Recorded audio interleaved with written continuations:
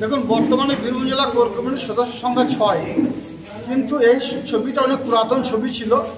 কিন্তু যে ছবি ছিল রাখা যেতে পারত, কোনো সরানো উচিত হয়নি যে সরিয়েছে।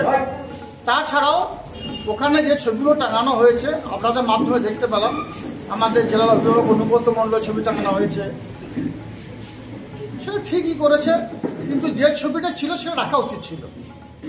তাছাড়াও আমাদের রাজ্যের আমাদের দলনেত্রী মাননীয় মমতা বন্দ্যোপাধ্যায়, বাংলার মা, বঙ্গজননী, তিনি বীরভূম জেলা কোর কমিটি 6 জনের কোর কমিটি তৈরি করেছেন। সেই 6 জনের কোর কমিটি 2021-এ নির্বাচন করেছে, 2024-এ নির্বাচন করেছে। আপনাদের মাধ্যমে কালকে আমি বলেছি, আপনারা বারবার প্রশ্ন করেছিলেন কোর কমিটি কি হবে, থাকবে না যাবে। আমি আপনাদের মাধ্যমে কালকেও বলেছিলাম কোর কমিটি থাকবে না যাবে, কোর কমিটি অস্তিত্ব থাকবে কি না, এসব প্রশ্নের উত্তর আসবে রাজ্য নেতৃত্বর কাছ থেকে। সর্বত রাজ্য নেতৃত্ব যে সিদ্ধান্ত নেবে সেটাকে অক্ষর অক্ষরে পালন করা হচ্ছে আমাদের কাজ।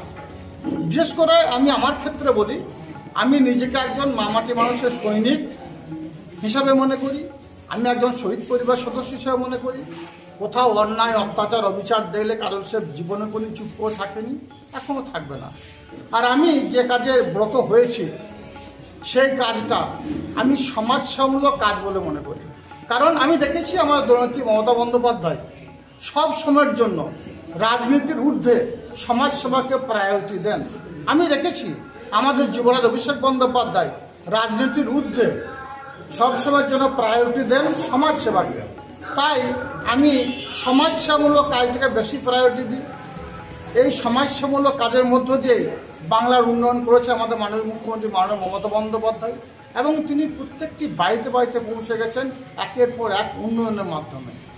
সর্বত 21-এ নির্বাচন, 24-এ নির্বাচন, মমতা বন্দ্যোপাধ্যায়ের উন্নয়নকে সামনে রেখে বীরভূম জেলা কোর কমিটি একটা বিশাল রেজাল্ট মমতা বন্দ্যোপাধ্যায়, অভিষেক বন্দ্যোপাধ্যায়কে তুলে দিয়েছে। সর্বতই কোর কমিটির ওপর রাজ্য নেতৃত্ব যে আস্থা রেখেছে সেটাকে আমি স্যালুট জানাচ্ছি। এবং আমাদের অভিভাবক অনুব্রত মণ্ডল বীরভূম জেলার সংগঠনটাকে তিল তিল করে গড়ে তুলেছেন, পিছিয়ে পড়া বীরভূমকে এগিয়ে নিয়ে গেছেন।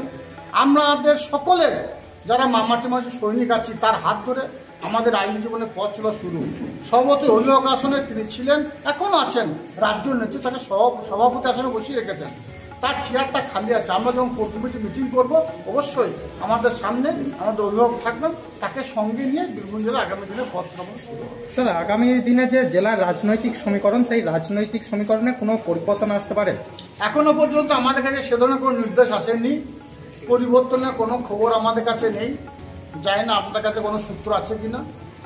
আমরা বীরভূম জেলায় নয়, সারা বাংলায় যারা মামাটি মানুষের সৈনিক, যারা মমতা বন্দ্যোপাধ্যায়ের দল করি, যারা অভিষেক বন্দ্যোপাধ্যায়ের সেনাপতিতে বিশ্বাস করি, তারা সকলেই সৈনিক হিসাবে নিজেদের মনে করে, কর্মী হিসাবে মনে করে আমরা